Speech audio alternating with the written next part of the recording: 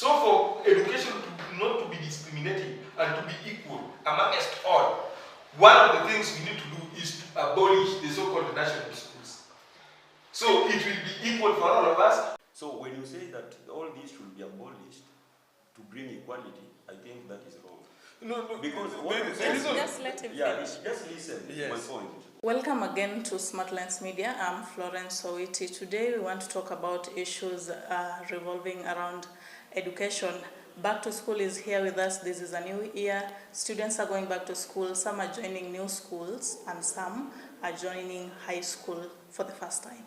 We have two guests in studio. We have a human rights activist and we have a parent. They will all tell us their views about back to school. The parent will tell us the challenges he's facing as a parent. The human rights activist will tell us what he is doing as an activist of human rights to help the government intervene in helping students and parents get to school. We'll start by introduction. We're going to start with the first guest. He'll tell us his name and of course his position. Karibu. Thank you very much. My name is Michael Kujotieno. I'm the Executive Director for the Abolish Defenders Network Forum, which is a non-governmental organization. Basically, we deal with issues pertaining to human rights, and as you are aware that human rights are always universal. It cuts across, both from the young, the middle age, to the old. So that is what basically we do. We advocate for people's rights in health sector, education sector, and also in the economical sector. So right today, basically we'll be dealing with issues pertaining to education sector. What I can attest and confirm is that we are not behind this, and we've been front on this when it comes to agitating for the rights of the Kenyan children. And our first case, we took it here in Homa Bay, whereby there was a student who was sent packing, and he was right just to sit for exams. So just but to mention a few. But on the topic which has brought us here, I would like to attest and confirm that children's rights are enshrined in the Kenyan Constitution under Article 53. That is Article 53(1), Part B, that every child has a right to free and compulsory basic education, which is supported by the Basic Education Act. That one is also there. Just to cut you short, yes, we'll introduce our second guest. Yeah. Please tell us your name and just say a word about how you see education as of now. Okay, thank you for this chance.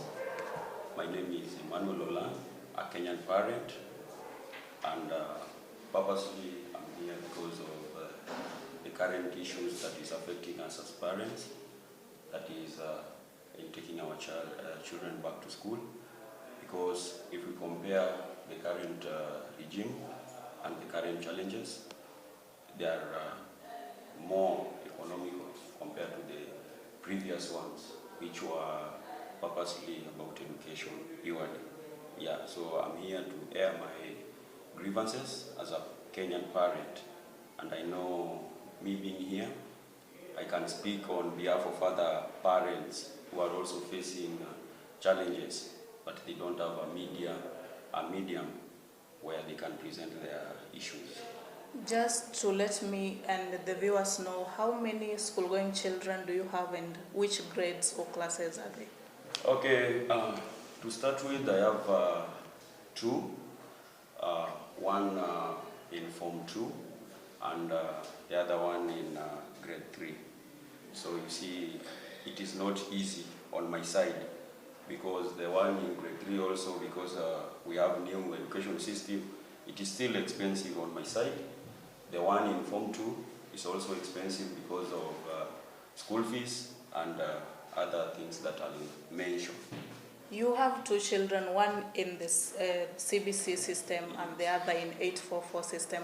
How can you compare the two education systems?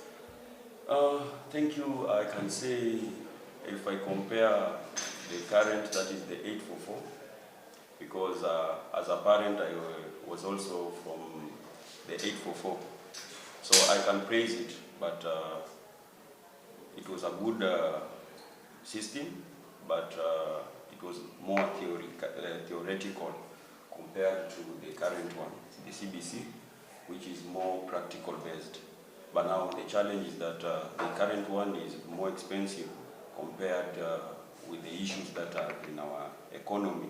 So it is a good system, yes, but the economy is really pressing us down as parents, because most of the items that our kids are supposed to use, you find that are purchased and they are expensive. But for 844, I can say it was not expensive. The only thing we as parents could have done or could do is just to buy books, that is writing materials and reading materials. So I can say CBC is good, but it is more expensive with the current economy. And as they say, good things come with huge expenses, right? I understand, but now the economy is pressing us because currently things are just on another level. So I think the current regime should look into that, because as parents we are really facing challenges. Yeah. Okay, I'll go back to my guest on my left and of course on your right. Mr. Kojo, how are you bridging the government and the parents and the children, and what are you doing to ensure that the government do not leave out the parents, especially those who are not able to take their children to school, and those who are affected hugely by the economy as of now? Yes, thank you very much. I would like to attest to the fact that Article 53(1)(d), 1E of the Kenyan Constitution, it anticipates for that every child has a right to parental care and protection, which include equal responsibility of both the father and the mother. So what has been happening, and we've seen it as a gap which needs to be bridged, is that the parents who are taking care for the children, it is not the sole responsibility of the dad to pay the school fee, if at all is employed. The same also applies to the mother. It is not the mother to pay the school fee for the child to go to school. It has to be a responsibility for all the parents. And in bridging that gap, what we've seen and what we've come to realize, we'll find that especially children who have been brought up by single dads or single mothers are facing that hurdle. Maybe the parents are separated, but we'll find a scenario whereby if the dad is compelled to take care of the child's education, he will be shying away. And the same also applies to the mother, if at all she is economically vibrant. So that has been one of the challenges we've been facing in our dockets as non-governmental organizations, whereby you will find a man is coming, is dashing to your office and he's saying that I'm not employed, my wife is the one who is employed. She feels that she's economically empowered, and with me I'm down. So why is it that I should hold that sole responsibility, and yet the Constitution anticipates that the parental care is for both of us? So it puts us in dilemma. Which one should we take and which one should we leave? And all of them are the parent of the child. But let us not always put blames on the government. The government can give us the opportunities, but how do we use these opportunities as also as parents in ensuring that we provide the basic necessities for the child? It is not the sole responsibility for the government to say that I can't provide pads to my daughter, I can't provide a toothbrush to my son in order to brush his teeth. On the government. If I talk personally, I'm a parent and I have a daughter who is in school. She's on the CBC system. And if I can share, is that I bought like 11 books. Now they are doing art and craft, they are doing music, they are doing science and technology, they are undertaking agriculture, they are undertaking mathematics, they are undertaking languages, Kiswahili and the rest of the stuff, and even social studies. So it is my sole responsibility to countercheck that. How is my daughter in this grade going to balance the subject, the 11 subjects? What is it that am I supposed to do as a parent? I want you to explain the challenges you face in regarding the economic situation in budgeting for your kids as they go back to school, and compare it to the previous years when we only had the 844 and the economy was not too high. Okay, I can say basically the common items that we normally buy for our kids or for my kids when they go back to school. Can say we have soap. That is just an example. Though my child is a boy, I can't talk about what I had the activists talking about pads or the other items. I can say if you look at such an item, currently the price is, I can say the low quality is roughly 240. That is 1 bar, compared to the previous time where we used to get it at 100. So if you look at that, that shows that there is a very big challenge or problem, that is economic problem, that is also cutting across, that is to us as parents. Number two, we have things like shoes. I went to ask for a taffy that is at the butter shop, and to my surprise, I used to get it at 1,500. When it was high, it could be 2,000, but currently it is 3,500. So you can look at the difference between it is the same product, but now look at the price.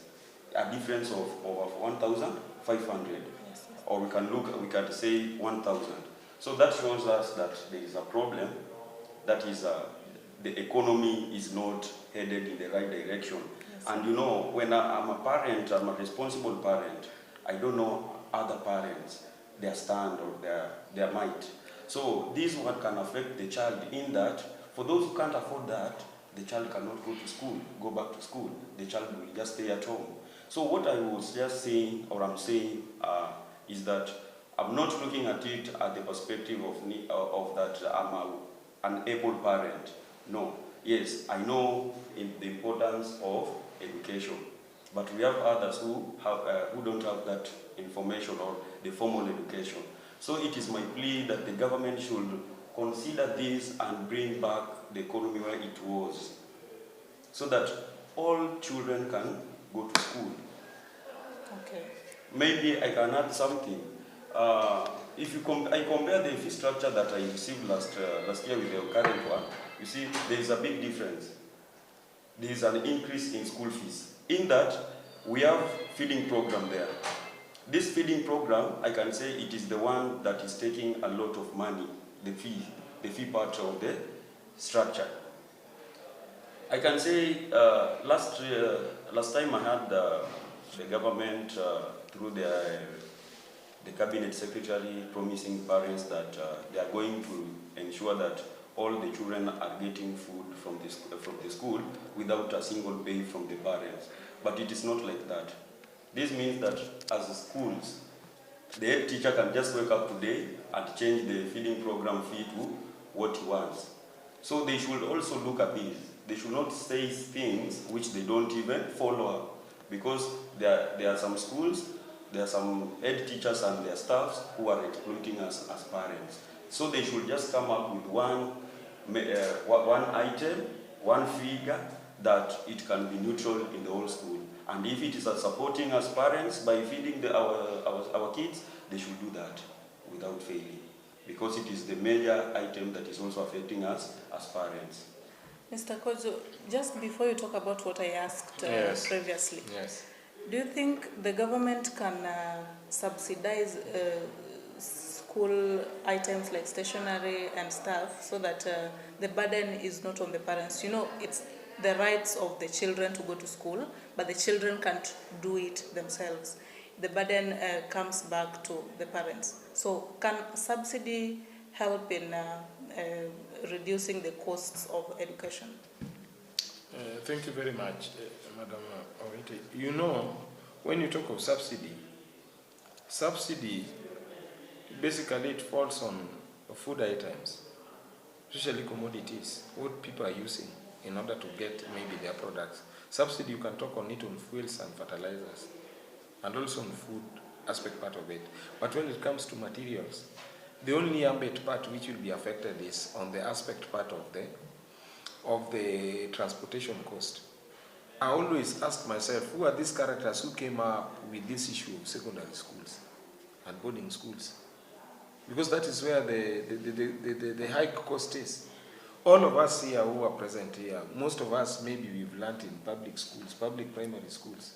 Why is it that the same could not be depicted in secondary schools, whereby we could learn in just given areas and we don't need to go far away? Because we were not, some of us, me while I was, like I can give an example, I learned at Homa Bay Primary School, right from class 1 to 8.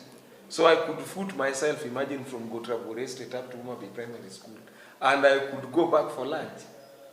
So who came up with this issue of secondary schools, boarding? Specifically, I'm talking about boarding. Because we'll find that a student has scored maybe a grade of A. He has scored maybe a grade of maybe 300 and maybe 390 marks, like the ones who are now heading to Form 1. And is coming from the other aspect part of the other side of the world in Remba Island. The child needs to fill a form that he needs to go to a national school, maybe Lenana or Mango. So what is the cost of traveling away from all the miles from the lake, all the miles from the land, up to Nairobi, which is maybe 450 kilometers? So this is what has been milking a lot of money from the parents. So one of the things which needs to be done is that we need to abolish the so-called secondary schools boarding, so that you just learn from the same place where you are in. You don't need to travel all the way that I need to go to Maseno school. That is discrimination. Because the same teachers who are teaching in Maseno school, they have got bachelor degree in education. Yes. So another teacher is also having the same given degree, is teaching in Rema secondary school.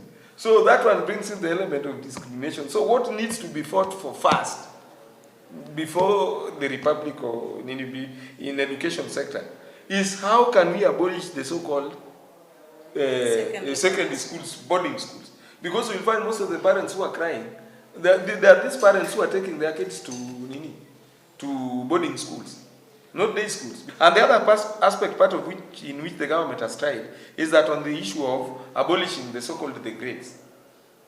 If you are grading the kids, you are bringing in the aspect part of discrimination. Because the child will feel that I don't need to go to Lala, I need to fight to go to Alliance. So why is it that the best students are being collected and being placed in a pool and you are leaving others? So what technique will we use? So the technique one which we could employ is that all students, if you've scored 490 marks, your local schools down there where you are, you need to study in those given places. So it's the parents who should spearhead the abolishment bill. It is the sole responsibility for every Kenyan, including me. Like with me, the reason as to why I'm reasoning with this is that this is where the discrimination aspect has always been coming. And you will find, it goes even right in parliament, that you will find that an individual, when he wants to argue, he will tell you that, when I went to Alliance Boys High School, you can't speak on my behalf. It is discriminatory. So for education not to be discriminative and to be equal amongst all, one of the things we need to do is to abolish the so-called national schools. So it will be equal for all of us. Mtoto wako anasoma kutoka nyumbani, kama anataka kukula mayai na chai, anakunywa huko kwao. Wako pia anakunywa maji. Sisi tuna mark exams, walimu wana mark exams zinakuwa released, then they work for the nation. Let's give the last chance to our parents to say a word and at least give an encouragement to the parents. Thank you. I must say that first, I've heard from the other side, but I must say that as a parent, education does not bring inequality or discrimination. We have an inborn character of every individual, whether you are whether from Alliance or Kochia boys, we have inborn characters or called pride. So for those who, people that the activist is saying that discriminate others because of the schools they went to, I think that is personal and it's not something that should be brought in a limelight, because I've said, and I don't want to repeat about the syllabus, the curriculum that we're using in Kenya. So to me, I must say that the government should just support us as parents from where our children are attending the schools, because it is the syllabus that brings equality, but not this type of school. Again, I must say that for us as parents, what we are still pleading to the government is that they should look into the aspect of feeding program. This is another year, and they should just look at the schools in Kenya with their feeding program fees, so that they can have one fee for the same. Lastly, I must say that as a parent, there are so many parents outside there who don't have maybe fees, who don't have money that they can use to buy stuff for their children. They should seek help from their MCS, those elected, because they were elected to help them. They are the citizens that chose them, so they should seek help. They should also seek for bursaries so that the child cannot stay at home but can go to school. That is what I can say as a parent, and I'm willing to hear a feedback from the government through their ministry, what they have as a plan for the parents and their students. Yes. Thank you so much, everyone, for honoring my invitation for the interview. I really hope to meet you for another conversation, maybe even a different topic. That was a lively one, and I thank everyone. For the viewers, thank you for always tuning in, and we hope to give you more. And you can channel your comments and views on the same issue in the comment section. Thank you. Thank you.